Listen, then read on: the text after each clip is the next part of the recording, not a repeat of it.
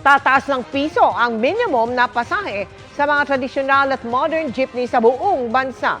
Pansamantala lang yan habang dinidesisyonan ang petisyon para sa mas mahal na permanenteng dagdag pasahe na aabot sa 5 piso. Kasunod pa rin yan ang tila walang prenong pagtaas ng presyo ng krudo.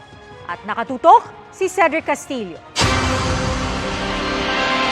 Simula sa darating na linggo, October 8, mula 12 pesos, magiging 13 pesos na ang base fare o pamasahe sa traditional jeepney.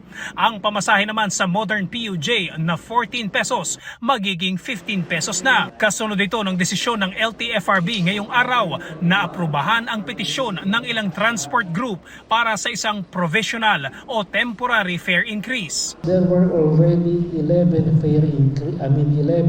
gasoline price increase. Itong binigay lang po namin is, in my words, pagtawid lang po muna ito. Habang nililitis po namin yung kanilang kahilingan. Nakahain pa ngayon sa LTFRB ang petisyon para sa permanent base fare increase na 5 piso. Itinakda ng board ang pagdinig sa susunod na buwan. Wala po tayong fare matrix na gagawin dahil provisional. Ang fare increase po would only start on Sunday. Sa mga lalabag po ito, alam naman po ninyo kung anong posibilidad na maging sanction or penalty rito, which could lead to your suspension. Ikinatuwa naman ng mga transport group ang desisyon. Bukod kasi sa diesel, tuloy-tuloy daw ang paglobo ng gastos para sa langis, brake fluid, baterya at iba pang piyesa ng kanilang mga sasakyan. Nagpapasalamat po kami sa board.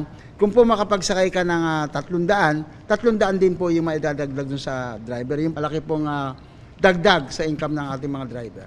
Naglalaro ngayon sa 69 pesos per liter ang presyo ng diesel. Handa raw ang mga transport group na ipabawi ang provisional increase sakaling bumaba ang halaga ng krudo. Pag nag-57 na yan, ala hong problema. 57, 56. Ibabalik ho natin sa 12 ang pamasahe. Nauunawa naman daw ng grupo ng mga commuter ang hinaing ng mga tsuper. Sa kabila nito, tututulan po natin yung permanent, pero kasabay po niyan, panawagan nga natin sa gobyerno, kailangang masolusyonan yung tuloy-tuloy na pagtaas ng krudo para tumigil na rin po yung mga petisyon. Wala po kami magagawa kung yun. Kung kami ang papipiliin, ayaw namin. Kasi mahal na rin kasi yung gas eh. Kaya okay lang na magdaan. matapos ang bahagyang rollback sa diesel nitong nakaraang linggo, muli itong tumaas ng 40 centavos kada litro. Sa kabuuan, base sa datos na nakalap ng GMA Integrated News Research, ito na ang ika-24 na oil price hike ngayong taon. Mula Enero hanggang kasalukuyan, halos 14 pesos per liter na ang kabuuang itinaas ng diesel sa 2023. Pinakamalaki rito noong August 8 nang magpatupad ng 4 na pisong OPH sa diesel. Ang gasolina naman, dalawang sunod na linggong nag-rollback. 2 pesos per liter ang ibinaba ngayong araw. Lampas 15 pesos kada litro na ang kabuuang increase sa presyo ng gasolina ngayong taon. Hindi masabi ng LTFRB kung madedesisyonan ngayong taon ang petisyon para sa 5 pisong permanent fare increase. Mananatili naman daw ang pisong dagdag sa pamasahe hanggat sa tingin ng LTFRB ay kailangan ito.